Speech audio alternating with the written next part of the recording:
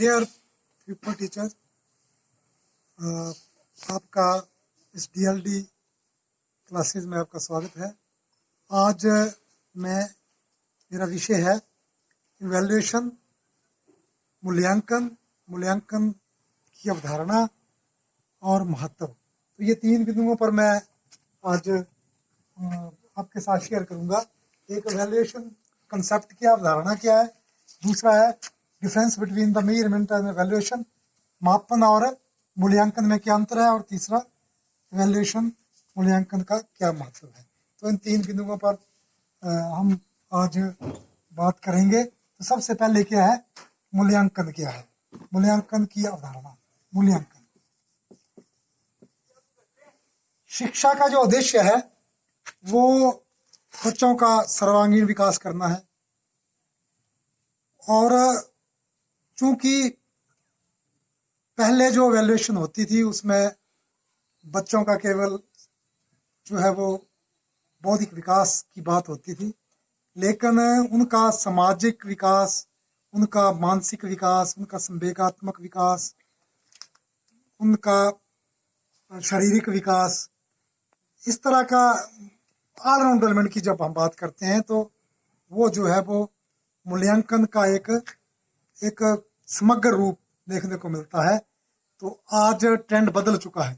पहले जो था वो हम परीक्षा की बात करते थे। परीक्षा जो थी वो बच्चों के लिए एक फोबिया था, एग्जामिनेशन। लेकिन अब इवैल्यूएशन की बात करते हैं। मूल्यांकन एक सतत प्रक्रिया है।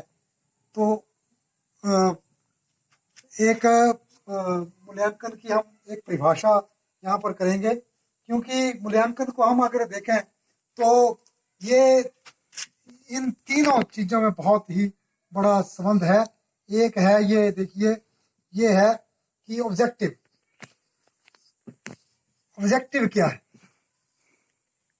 और जब हम ऑब्जेक्टिव की बात करते हैं, शिक्षण के उद्देश्य क्या है, ऑब्जेक्टिव ऑफ टीचिंग। एक तो ये हो गया, और दूसरा आ गया आपका कि लर्निंग एक्सपीरियंस क्या है, कि जब हम सीख रहे हैं तो उसका अनुभव बच्चों को क्या एक्सपीरियंस, बच्चों को क्या अनुभव रहा, क्लासरूम में किस तरह से टीचिंग हुई, और फिर उसकी बच्चों की अचीवमेंट क्या है, उसके लर्निंग आउटकम कितने हल हुए। वैल्यूएशन की बात हम करते हैं, वैल्यूएशन। तो ये तीनों का बहुत ही घनिष्ठ संबंध है। सबसे पहले हमने बच्चों का के ऑब्जेक्टिव तय कर लिए कि हमने पढ़ाना क्या है बच्चों को। फिर क्लासरूम में ट्रांजैक्शन हुई बच्चों के साथ, उनका जो है वो एक इंटरेक्टिव स्टेज, जो इंटरेक्शन जिसको हम बोलते हैं, वो उसमें बच्चों को एक्सपीरियंस होते हैं। फिर उस बच्चों ने कितना सीखा, जो ऑब्जेक्टिव हमें तय किए थे, क्या क्या वो ऑब्जेक्टिव हल हुए। तो ये लर्निंग आउटकम्स की हम बात करते हैं। तो यही इवैल्यूएशन है। यही अगर हम इसकी एक परिभाषा की बात करें तो इसकी परिभाषा डांडेकर की परिभाषा है कि जैसे कितने हद तक ऑब्जेक्टिव, शिक्षण के जो उद्देश्य हैं, कितने हद तक जो है वो सफल हुए। चाहे वो बच्चों ने कितना बच्चों को आया, कितना बच्चों ने किया, लेकिन अध्यापकों के लिए भी कि किस सीमा तक जो अध्यापक ने ऑब्जेक्टिव रखे थे वो कितने हल हुए। अध्यापकों का भी मूल्यांकन होता है इससे। तो ये मूल्यांकन की एक ब्रॉड, जो जिसको हम बोलते हैं कि एक विस्तृत अवधारणा है। तो एक परिभाषा डांडेकर की परिभाषा है कि मूल्यांकन क्रमबद्ध ढंग से ये बताता है कि शिक्षण के उद्देश्य की पूर्ति कहाँ तक हुई, शिक्षण का उद्देश्य बालक ने किस सीमा तक प्राप्त की। तो ये जो है वो ये मूल्यांकन है। अब हम मूल्यांकन और मापन में जो अंतर करें, मेजरमेंट में कई बार क्या होता है कि मापन और मूल्यांकन, इन दोनों को एक ही समझा जाता है कि ये मापन और मूल्यांकन एक ही चीज है, कि किसी चीज का मापन करना वही मूल्यांकन है, लेकिन इसकी प्रकृति बिल्कुल अलग है।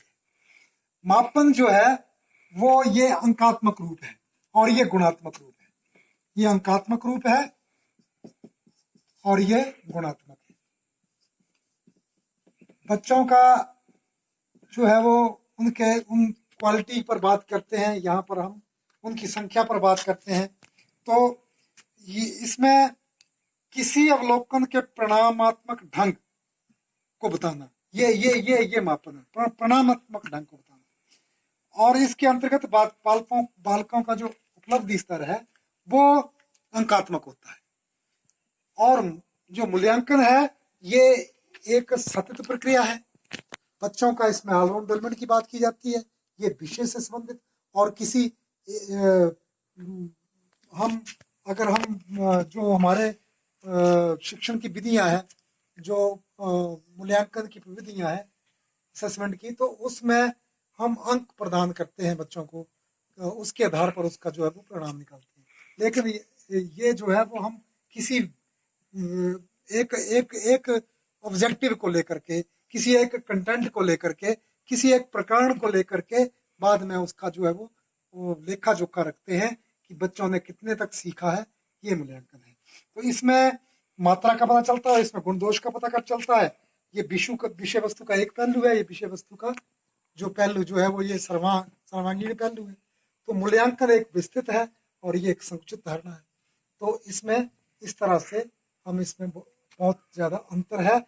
ये मापन केवल किसी सीमा तक हम बच्चों के जो अंक लगाते हैं कि जो एक परीक्षा हो गई और उसमें अंक दे दिए किस अंक के आधार पर, लेकिन मूल्यांकन जो है उनके गुण दोष जो है कि बच्चों ने कितना सीखा है, कितना उनको नहीं आता है, उनकी कमियां क्या है, उन कमियों को कैसे पूरा किया जाता है, ये मूल्यांकन से पता चलता है।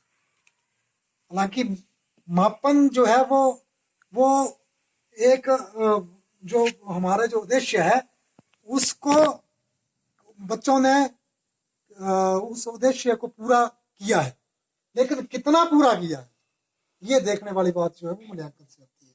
अब हम मूल्यांकन के जो इम्पोर्टेंस क्या है, इम्पोर्टेंस महत्व, इम्पोर्टेंस ऑफ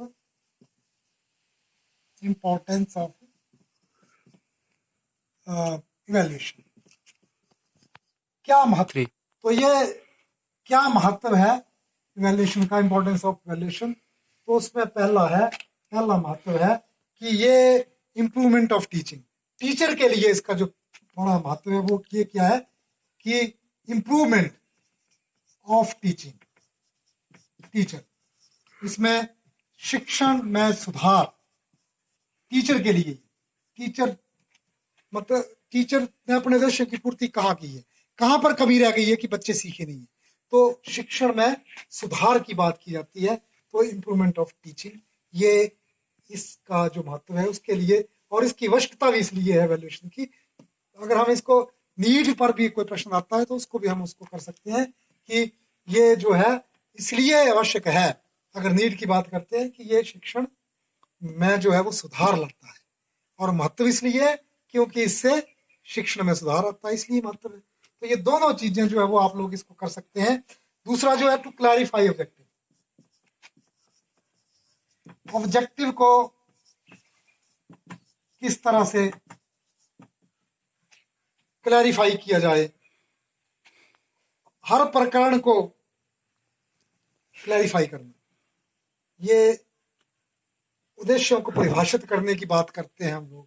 तो ये भी मूल्यांकन के द्वारा ही संभव है कि हम अगर उद्देश्यों को परिभाषित करते हैं, लर्निंग आउटकम की बात करते हैं, तो वो जो है वो उसके वैल्यूएशन बहुत आवश्यक है। और तीसरा इसमें यह है कि improvement of learning through valuation, सीखने में सहायक, to helpful in learning,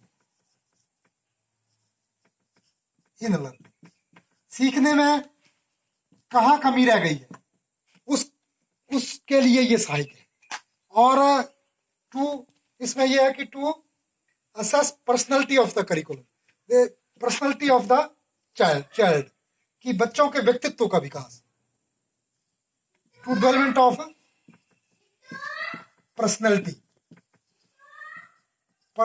of child, बच्चों के व्यक्तित्व का विकास। और पांचवा इसमें टू हेल्पफुल, बच्चों के क्लासिफिकेशन के लिए, कि बच्चों का क्लासिफिकेशन, इसको हम जल्दी क्लासिफिकेशन, कि बच्चों का क्लासिफिकेशन करनी है। क्लासिफिकेशन में उनके ग्रेड में देने हैं, तो कौन से ग्रेड का बच्चों को, कौन से बच्चा किस ग्रेड में है, तो उसके क्लासिफिकेशन, उसके वैल्यूएशन को देकर उनका डे बाई डे का जो कार्यक्रम है, बच्चों का रिपोर्ट जो है उसको देख करके उनका बच्चों का क्लासिफिकेशन किया जा सकता है। फिर इसमें है कि सीखने को प्रभावित करना, लर्निंग इन्फ्लुएंस, उसको भी ये प्रभावित करता है, लर्निंग को भी। और फिर इसमें ये है to provide data of research, अगर किसी तरह से हम बच्चों के आंकड़ों का पता करना है तो वो भी जो है वो डाटा जो है वो बच्चों का हम रिसर्च पर्पस के लिए भी हम जो है वो उसको कर सकते हैं। और इसमें है कि टू गेट प्रोग्रेस रिपोर्ट, ये बड़ा इंपॉर्टेंट है, टू गेट प्रोग्रेस रिपोर्ट, बच्चों की प्रगति को हम इवैल्यूएशन से ही उनकी प्रगति को हम ला सकते हैं कि बच्चों ने कितनी प्रगति की है उसको भी। और उसमें क्या है कि टीचिंग मेथड आकर्षित हो, उसके लिए भी सहायक है, टू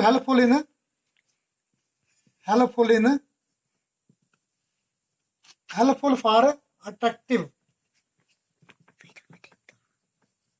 टीचिंग मेथड, ये उसके लिए भी, ये टीचिंग मेथड के लिए, अट्रैक्शन के लिए भी, अट्रैक्टिव के लिए भी हेल्पफुल है। और टू हेल्पफुल इन गाइडेंस, किसके लिए, ये निर्देशन के लिए, गाइडेंस के लिए, कि बच्चों को अगर कोई गाइडेंस आप लोग दे रहे हैं, कोई निर्देशित बच्चों कर रहे हैं, तो उसके लिए भी इवैल्यूएशन जो है वो बहुत आवश्यक है, उसका महत्व भी बहुत है गाइडेंस के लिए भी। तो ये सारा चीजें जो है वो बच्चों को हम, अब प्रैक्टिस की बात की जाए उसमें ये प्रश्न निकल आते हैं कि ये टीचिंग के लिए ये इसकी ये विशेषता है कि ये उद्देश्यों को कैसे प्राप्त किया जाए, और उसमें टीचर्स की कैसे हेल्प हो, बच्चे जो हैं वो किस तरह से बच्चों का जो है वो उसमें ऑलराउंड डेवलपमेंट हो, ये वैल्यूएशन संबंधित है। ये मूल्यांकन की धारणा और महत्व पर आज इतना ही। धन्यवाद।